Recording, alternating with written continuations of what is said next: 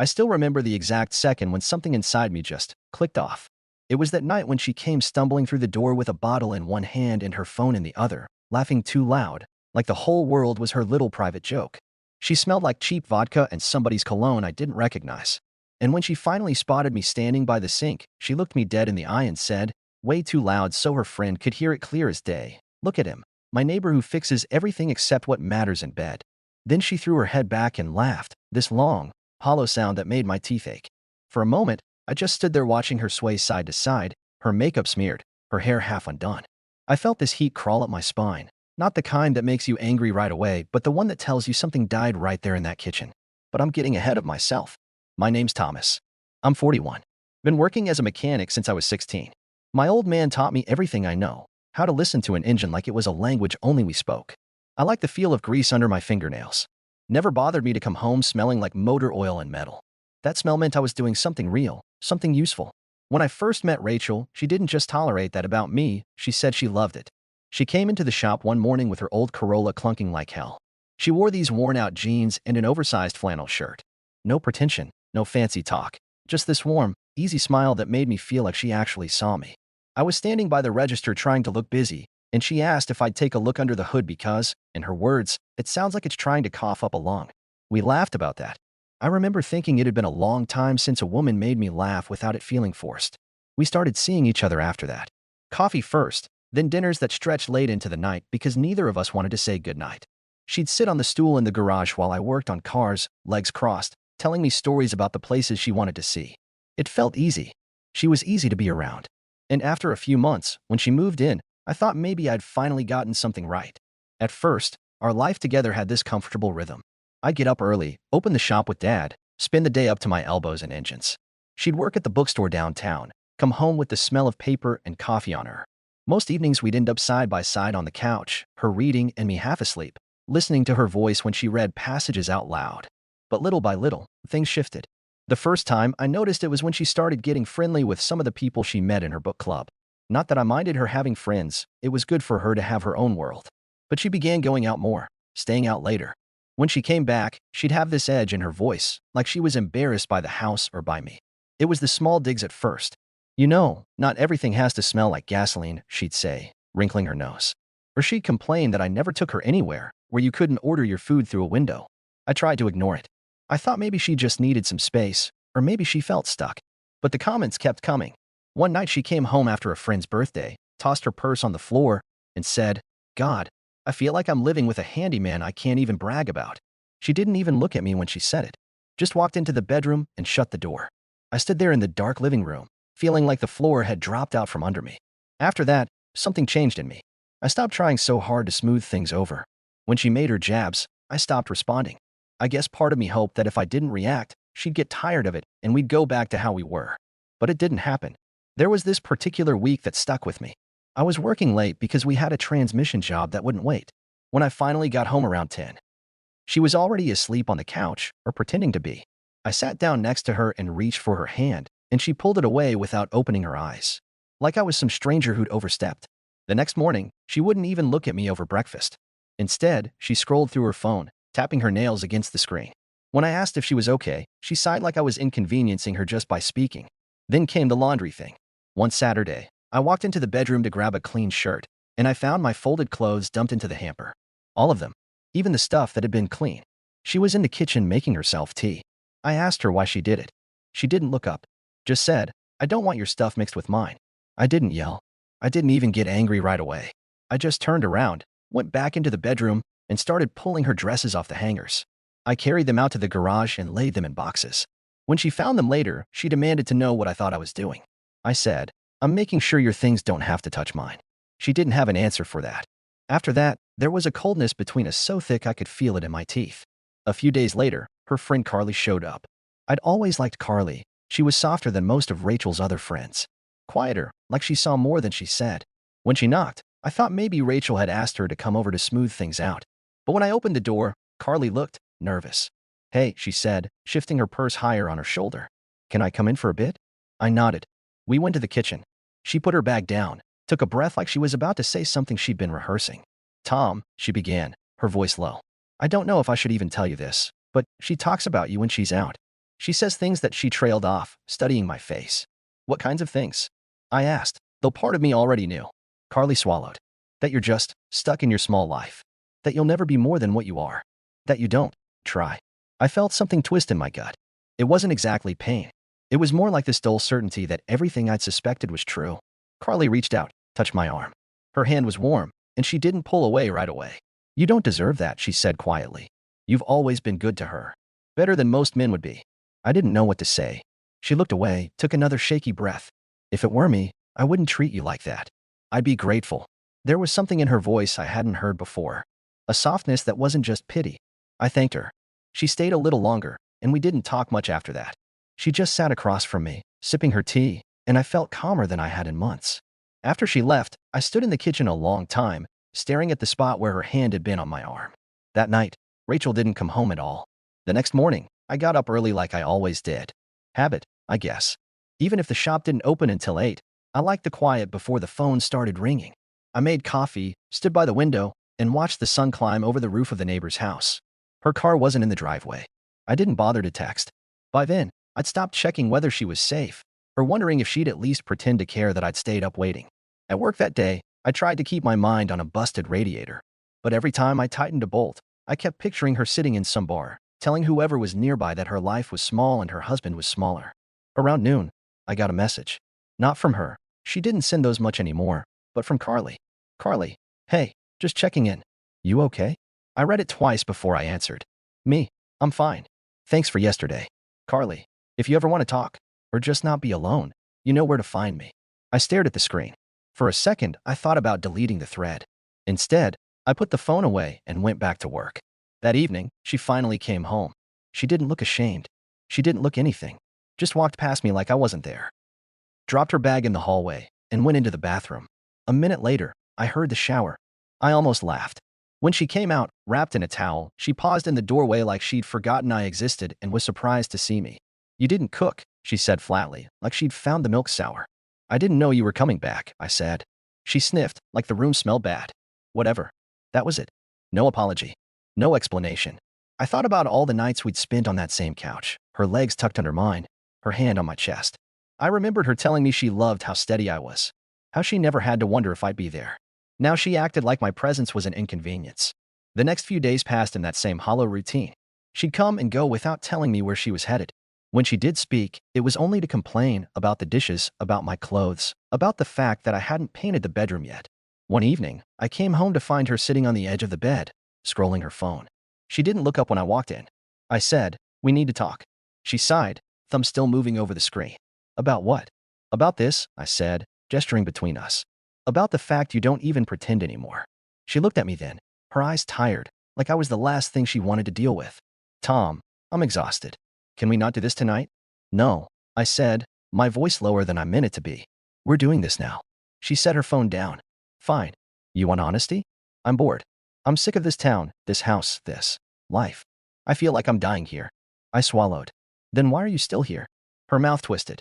Because I don't have anywhere better to go yet. There it was. The quiet truth dropped between us like a stone in water. I didn't answer.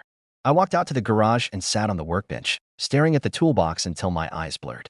When I finally came back inside, she was asleep or pretending again. I didn't care which. The next morning, I got up before sunrise. I needed to be anywhere but that bedroom. I poured coffee into a travel mug and left without a word. At the shop, Dad took one look at me and said, "You look like hell." Feel like it, I admitted.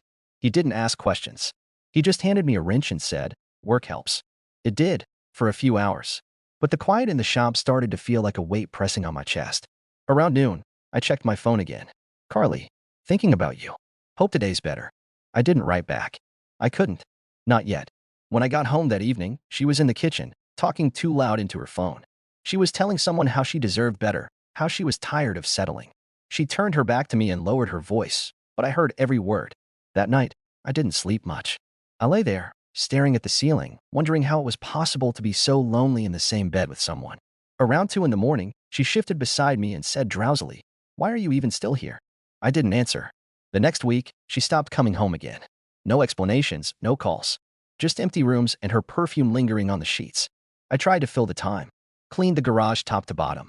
Reorganized every drawer. Even drove out to the lake one evening and sat on the tailgate of my truck until it got too cold to stay. It didn't help. When she finally walked back and like nothing had happened, I didn't even ask where she'd been. She tossed her keys onto the counter. "I'm going out later," she said. "Do whatever you want," I told her. She glared at me. Maybe because I sounded so flat. "You really don't care anymore, do you?" I didn't answer. One Thursday evening, Carly showed up again. She looked tired, like maybe she hadn't been sleeping either. "Can we talk?" she asked. I let her in. We sat at the kitchen table. She wrapped her hands around her mug and stared into it like it held answers. "She's not herself anymore," Carly said finally. "Or maybe this is who she's always been, and you're just seeing it now." I rubbed my jaw. "Maybe." She looked up. "I hate watching her treat you like this." I shrugged. Not much left to watch. Carly reached across the table and touched my hand. "Tom, you know you don't have to stay. You deserve more than being her punching bag." I didn't pull my hand away. For the first time in months, I felt something loosen in my chest. That weekend, she came home around midnight, perfume thick in the air, and told me she was thinking about moving out for a while to figure things out. I said, "Fine. Let me know when you're gone." She looked startled. Maybe she thought I'd beg. But then came the night I won't ever forget. She burst in drunk, with Carly trailing behind her trying to calm her down. Rachel's lipstick was smeared across her cheek, and she reeked of gin. She pointed at me, her voice slurred but loud enough for the neighbors to hear. "Look at him," she sneered. "My neighbor who fixes everything except what matters in bed." Carly gasped, mortified. "Rachel, stop." But Rachel threw her head back and laughed. Something inside me went quiet. Not angry. Just done. I walked over to the closet, pulled out her suitcase, and started packing her things. "What the hell are you doing?" she demanded, but her voice cracked on the last word. I didn't answer. I zipped the suitcase and carried it to the door. I took off my wedding band and set it on the highest shelf in the closet. "You can stay wherever you were tonight," I said. "Tomorrow, call someone to help you with the rest." She blinked, as if trying to clear her vision. "You're serious?" "Yeah," I said. "I'm done." When Rachel finally stumbled out the door, still clutching her purse like it might steady her, Carly stayed behind. She hovered by the hallway, eyes wide, lips parted like she couldn't decide whether to follow or shut the door herself. I stood there a moment, feeling the adrenaline drain out of me. My hands were steady. My heart wasn't racing. That was the part that told me it was really over. No fight left to have. Carly cleared her throat. I'm so sorry, Tom. You didn't do anything," I said. My voice sounded dull, like it belonged to someone else. She stepped closer. I didn't know she'd. I thought maybe she just had too much to drink. But this, she broke off, shaking her head. "It doesn't matter anymore," I said, and I meant it. Carly looked at the closed door, then back at me. Her mouth pressed into a line. "I can't leave you alone tonight. You shouldn't sit here by yourself." "I'll be fine," I told her. She didn't move. "No," she said, more firmly this time. "You shouldn't have to wake up to an empty house tomorrow. Let me stay. Just for tonight." I didn't argue. I didn't have the strength or the will. So I nodded. She walked past me into the kitchen and set her purse on the table like she'd been here 1,000 times, though she'd only ever visited as Rachel's friend. She filled the kettle, her hands trembling a little. I watched her move around, quiet, focused. It felt strange that anyone still cared whether I was okay. We sat across from each other, steam curling between us from our mugs. Neither of us spoke for a while. There wasn't anything to say that wouldn't feel too big, too raw. Finally, Carly set her cup down and rubbed her palms over her thighs. "She's not going to change, you know," she said softly. "Even if she comes back tomorrow with apologies, she'll just find another way to make you feel small." "I know," I said. Her eyes searched my face. "Then why did you stay this long?" I looked down at my hands, the calluses and the smudges that never seemed to wash off completely. "Habit," I admitted. "And because, once, she was different. Or I thought she was." Carly reached across the table, curling her fingers lightly over mine. Her touch was gentle but sure. "You've always deserved better," she said, even when she couldn't see it. I didn't know how to answer that. My throat felt tight. She didn't pull her hand away, and I didn't either. The clock ticked on the wall. The kettle clicked as it cooled. For a long time, that was the only sound. After a while, she leaned back, studying me like she was weighing something. "Tom, if I tell you something, will you promise not to think I'm just trying to take advantage of this?" I met her gaze. "What is it?" Her cheeks flushed pink. "I've liked you for a long time. Not in a way I ever planned to. But watching her treat you like you were nothing, it made me realize you're worth so much more than this." I felt something shift under my ribs, something I hadn't let myself feel in months. "Carly, you don't have to say anything," she rushed on. "I just needed you to know. Because you deserve to hear it at least once." She looked like she was bracing herself for me to tell her to leave. But I didn't. I couldn't. Instead, I stood up, walked around the table, and held out my hand. "Come here." I said. She rose slowly, uncertain, until she was standing inches from me. I could see the way her pulse fluttered in her throat. When I put my hands on her shoulders, she didn't flinch. She just looked up at me, her eyes bright and scared and hopeful all at once. I don't know what happens next, I told her honestly, but I can't go back to what I had. She swallowed. Me either. So I kissed her. It wasn't desperate or hurried, just real. Two people who'd been worn down by someone else's damage, finally finding a moment of quiet. When we pulled apart, she pressed her forehead to my chest. I rested my chin on her hair. We stood like that a long time. We didn't go to bed right away. We sat on the couch, close but not touching, talking about things that had nothing to do with Rachel, our families, the places we dreamed of visiting, stupid stories from high school. It felt almost normal, which made it all the more unreal. At some point, she dozed off with her head on my shoulder. I sat there watching the sun start to lighten the sky outside. My heart didn't feel heavy anymore. Just tired, in a way that meant I was ready to let go. When she stirred awake, she looked up at me, eyes still soft with sleep. "Tom," she whispered, "do you regret any of this?" "No," I said without hesitation. "Not 1 second." She nodded, relief easing the crease in her brow. After a moment, she asked, "What will you do when she comes back?" I thought about that. "I'm going to tell her it's over," I said. "Not maybe, not later, done." Carly reached up and touched my cheek. "You deserve peace." I didn't argue. That morning, when we finally stood up, I felt clearer than I had in years. I walked her to the door, but she didn't go. "Tom," she said, her voice steady, "if you want this, just say so." I looked at her, really looked, at the way she waited without demanding, without trying to shame me. "Yeah," I said quietly. "I do." She smiled, something bright and a little sad in it. "Then let's try." Rachel didn't come back that day, or the day after. She sent a single text late Sunday night. "Rachel, I'll pick up the rest of my stuff tomorrow." I didn't reply. When she finally came for her boxes, she barely looked at me.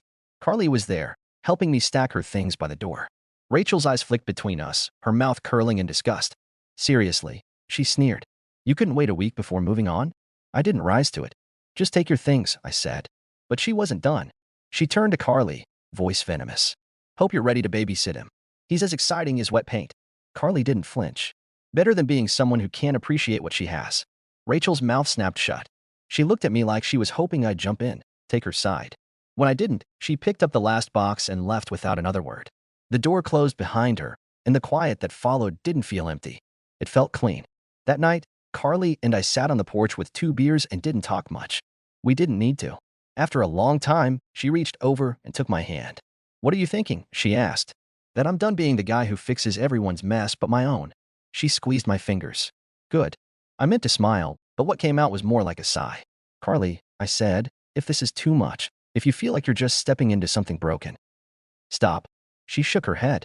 "You're not broken. You're just finally free." And for the first time in years, I believed that might be true. The first weeks after she left were quieter than I'd expected. No angry calls in the middle of the night, no drama. Just the steady absence of her presence. And if I was honest, that was almost harder to process than if she'd been yelling. Carly stayed over a lot those first few nights, though we took it slow. Nothing felt rushed or cheap. It wasn't about filling the space Rachel left. It was about finally breathing without waiting for the next slap of contempt. On Monday morning, I was in the shop early, same as always. Dad looked up when I came in, and he studied me for a long moment before saying, "You look lighter." "Yeah," I said, rubbing the back of my neck. "Feels strange." "You do what you had to do." "Yeah." He nodded. "Good." That was it. No big speech, no fuss. He just handed me a list of parts to order and moved on. That's what I liked about my old man. He knew when a man didn't need advice, just a place to stand steady again. A few evenings later, Carly came by after work. She brought takeout from that little Thai place I liked, but Rachel always called a greasy hole. We ate at the kitchen table, the windows open, the spring air drifting through. Halfway through the meal, she glanced at me over her noodles. "You okay?" "Better than I thought I'd be." She nodded, but her eyes were searching. "You don't have to pretend you're fine all the time." I set my fork down. "I know. I'm not pretending." I'm relieved. Her shoulders eased. "Good." After dinner, we sat on the porch. She tucked her legs up in the chair, sipping a beer. I watched the sky go purple over the roofs. "It's weird," I said after a while. "How fast things can die." "What do you mean?" "I used to think I'd fight to keep her, that I'd do anything to fix it.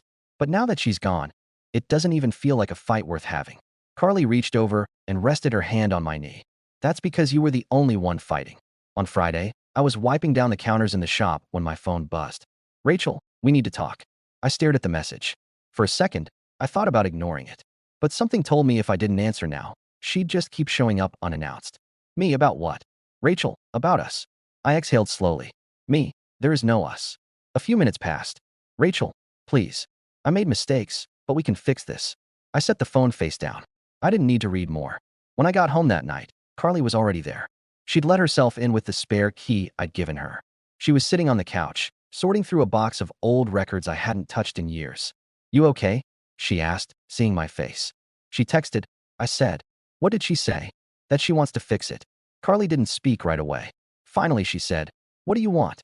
I sat down beside her. I want her to stay gone. She nodded once. Then that's it. Yeah. We spent that weekend together, cleaning out the house. Not because Carly asked me to, but because I didn't want Rachel's things around anymore. Every cabinet and shelf was a reminder of what had rotted between us. At one point, Carly held up a framed photo of our wedding. I hadn't looked at it in years. We both stared at it. Me in my suit that didn't fit quite right. Rachel smiling like she was already planning her exit. Do you want to keep this? Carly asked softly. No. She didn't say another word. She set it face down on top of the pile. On Sunday afternoon, Rachel showed up. No warning. She walked right into the kitchen like she still lived there. Carly and I were sitting at the table, going through a stack of old bills. Rachel froze when she saw us. Her gaze flicked from Carly's hand on mine to my face. Oh, she said, voice sharp. So that's how it is. I didn't get up. What do you want, Rachel? She crossed her arms, chin lifted. I came to get the rest of my clothes. Fine. Take them.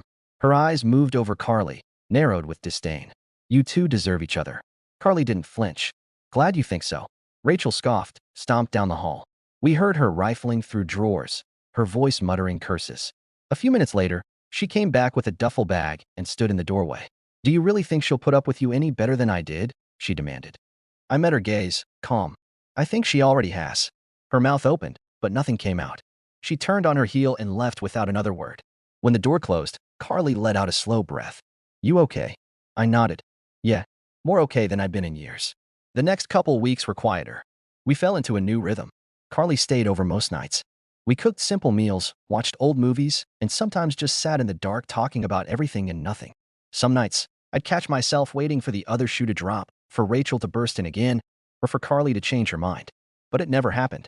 One evening, I came home to find Carly in the garage, sitting on the workbench where Rachel used to perch. She looked up when I came in, smiling. You look tired, she said. I thought you might want company. I set my keys down and went to her. You're good at this, I told her. At what? Being here. She tilted her head. It's not hard when you actually want to be. I didn't know how to reply to that, so I just kissed her. Rachel tried a few more times. Texts that got shorter and more desperate. Rachel, can we please meet?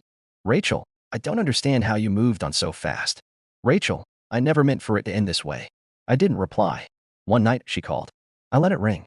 When Carly saw the missed call, she didn't ask me to block her or make ultimatums. She just said, when you're ready to be done with this, you will be. She was right. The first Saturday in June, we took a drive out to the old bridge west of town. I hadn't been there in years. Carly stood beside me, leaning on the railing, watching the water slide past below. It's peaceful here, she said. Yeah. She slipped her hand into mine. I know you're still healing, she said carefully. And I'm not going anywhere. I looked at her, sunlight catching in her hair, and I realized that for the first time in so long, I wasn't waiting for the peace to end. I squeezed her hand. I'm glad you stayed. Me too. That night, we fell asleep without any words hanging between us. Just breathing in the same room, steady and quiet. Summer came on heavy that year. The heat settled over everything, making the roads shimmer and the nights feel longer. Work stayed busy, people always needed their cars fixed, and that was fine by me. I liked having something to do with my hands, something that didn't involve picking apart the past. Carly settled into my life like she'd always belonged there. She never tried to erase what had happened before her. She just quietly helped me build something new on top of the wreckage. Some nights, when we lay in bed, I'd feel this tightness in my chest, a leftover reflex that told me to brace for disappointment. But every time, she'd just rest her palm over my heart and let me breathe. One Thursday evening, I got home late from the shop. She was in the kitchen unpacking groceries. She turned when I walked in, smiling, and that look was enough to tell me I was exactly where I was supposed to be. You look tired, she said, brushing flour off her cheek. Long day. I set my keys on the counter. But I'm good now. She came over and kissed me. Just that simple, steady closeness. Nothing in it felt like an apology or a transaction. After dinner, we sat on the porch with a couple of cold beers. The sun was going down behind the trees, painting the sky in that bruised purple I'd always loved. You think she's really gone for good? Carly asked quietly, not looking at me. Yeah, I said. I think she finally figured out there's nothing left to get from me. She nodded. Good. I didn't ask why she needed to hear it out loud. Maybe she still wondered if I'd get pulled back by habit or guilt. But the truth was, whatever part of me had once belonged to Rachel had burned out that night she stumbled in and tried to humiliate me for the last time. A couple weeks later, I stopped by the hardware store to pick up some things for the garage. I was standing in line, flipping through my phone, when I heard her voice behind me. Tom. I turned before I could think better of it. Rachel stood there, holding a basket of cleaning supplies. She looked smaller, thinner. Her hair was pulled back in a sloppy knot. No makeup, dark circles under her eyes. For a second, she didn't say anything, just stared at me like she was trying to figure out who I'd turned into. Hi, I said. My voice came out calm, almost indifferent. Hi. She shifted her basket to her other hand. You look different. Yeah. Tired, but better. Happier, maybe. I didn't answer that. She cleared her throat. I've been meaning to call. She looked down, her voice dropping. I didn't know what to say anymore. You said plenty before, I reminded her. Her shoulders slumped. I know. I was mean. Worse than mean. I didn't move. Didn't soften. Just waited. She swallowed.